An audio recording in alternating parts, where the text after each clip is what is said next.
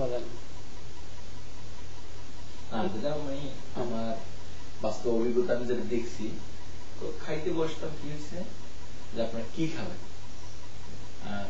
মাছও আছে, শুকরের মাংস আছে, গরুর মাংস আছে।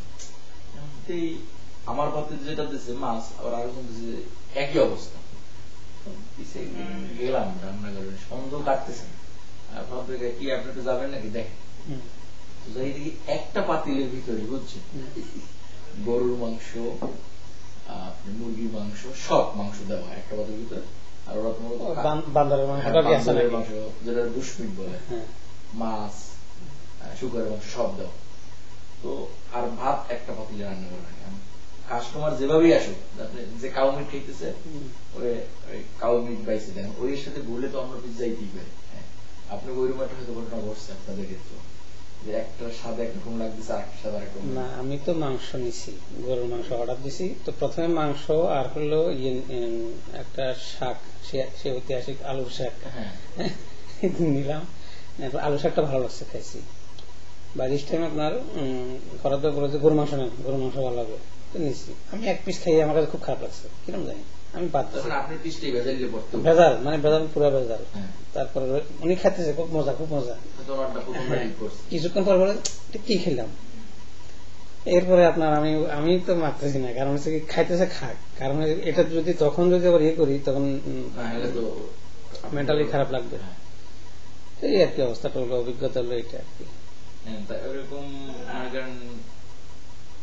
হোটেলে যন্ত্রী বলে মাংস পাওয়া অ্যাভয়েড করা উচিত। আমরা এই জন্য বেশি সময় ডিম বাইরে খাইতাম।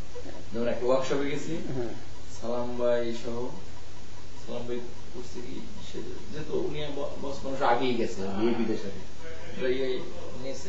খাইলেন তো পর দেশে চলে। আর একদিন সালাম ভাই নিজে এসে গল্প করে কাজ, কিশোর একটা ওয়ার্কশপে গেছিলাম। প্রথমটা ওই যে বাংলাদেশে যে টিক্কের মতো দুইটা, একটা চপ খাইছিল, খুব ভালো লাগছে, সে আরো দুইটা নিয়েছে, নিয়ে খাইছে। খাওয়াটার পর সন্দেহ যাবে, খাইলাম খুব ভালো, কিন্তু কি পাশে ওনার আর সাথে জিজ্ঞেস করে কি খেলাম, এটা তো স্নেক। এই হলো বাস্তব।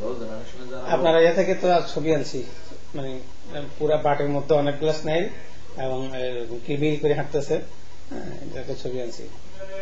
সবচেয়ে মজার ছবি আনছি হলো যে বান্দরের মায়েরা গাছে ঝুলে রাখছে পড়ছে, আর আরেকটা হলো একটা তাজা মারছে এখনই, এরকম একটা ছবি আনছি।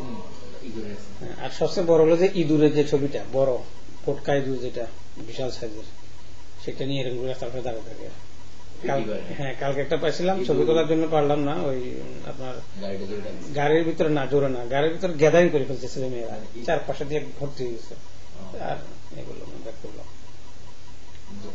এই এমনিতে হোটেলে খাওয়া লাগে, খাইতে হয়, কিন্তু অ্যাভয়েড করার তো সুযোগ নেই, রান্নাই করে এক তরকারি।